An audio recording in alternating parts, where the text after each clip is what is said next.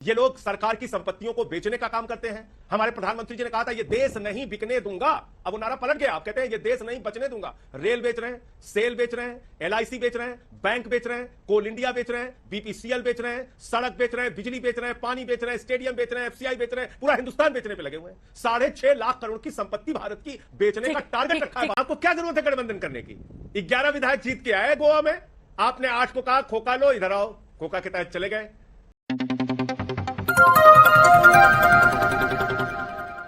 अगर इनको ईमानदारी से करना होता तो जैसे डायरेक्ट बेनिफिट ट्रांसफर के द्वारा सब्सिडी दी जाती है, किसी का बिल आता भाई 650 रुपए बिल है, वो 650 रुपए उसके बैंक से अकाउंट में पहुंच जाते। पर इन्होंने जानते क्या किया है? इन्होंने आप कहां थे ज्ञानी बाबा? कंपनियों का हजारों करोड़ का बकाया एक एग्रीमेंट करवाया है। अच्छा संजय जी, शाहरुख में कितना दम है कि कंपनी के साथ सेटिंग कर ली? मैं वापस आऊंगी सुधांशु जी, क्योंकि फिर ये बिजली वाला रह जाएगा। ये आपने कई बार उठाया है, क्या बिजली वाली कंपनी से सेटिंग कर ली है सरकार ने? वो कह रहे हैं कि ग्राहक के नाम पर कितना पर्चा फट रहा है तो पता ही नहीं चलता। तेरा तो गेम बजाना पड़ेगा। डीबीटी क्यों नहीं कर? देखिए सुधांशु जी एक बहुत ही पढ़े लिखे और समझदार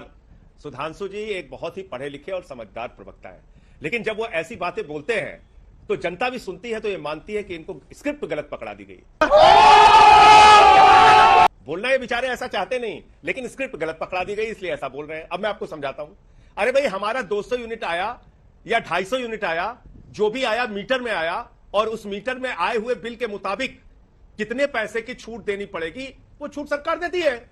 ये दिल्ली में भी देती है, पंजाब में भी देती है, और उसका जो खर्चा सरकार उठाती है वो अपने बजट से उठाती है, जनता के टैक्स के पैसे से उनको यह सुविधा दी जा रही है।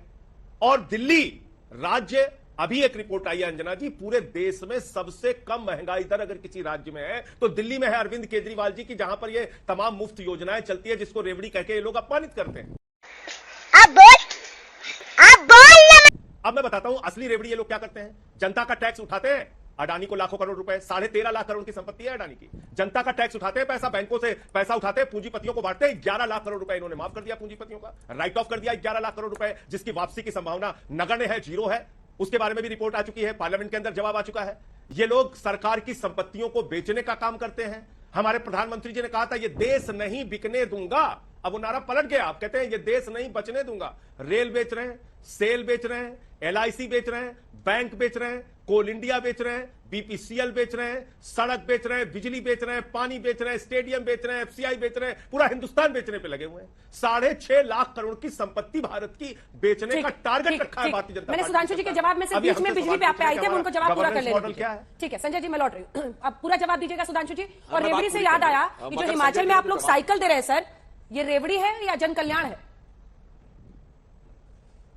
हाँ, मैं दोनों बातों में जवाब देता हूं। पहले मैं संजय जी ने जो बात कही कि आम आदमी पार्टी को इतनी आसानी से अपन बच के नहीं जाने दे सकते, मैं बता रहा हूं क्या होता है। संजय जी, हम दोनों लोग सांसद हैं, हमें हवाई जहाज की जितनी यात्रा अनुमन्य है तो क्या होता है, हवाई जहाज का टिकट हम लेते हैं, 5,000 6,000 जितने का पड़ा, वो पैसा हमारे अकाउंट में आ जाता है। समझ में आता है ना कि इतना था, इतना हमें मिल गया, तो हमारे लिए उतनी यात्रा मुफ्त हो गई।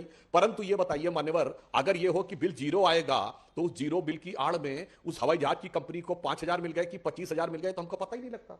ये खेल हो रहा है। आप कहां थे ज्ञानी बाबा? आपको क्या जरूरत है गठबंधन करने की? 11 विधायक जीत के आए गोवा में, आपने 8 को कहा खोखा लो, इधर आओ, खोखा के तहत चले गए। आपने महाराष्ट्र में शिवसेना तोड़ दी खोखा योजना के तहत, फिर आप वही खोखा योजना लेके मध्य प्रदेश पहुंच गए, बोले खोखा खोखा। संजय जी, फिर आप वही खोखा योजना लेके कर्नाटक चले गए। संजय जी, एक काउंटर क्वेश्चन, आप ही जवाब दीजिएगा, आप ही दीजिएगा।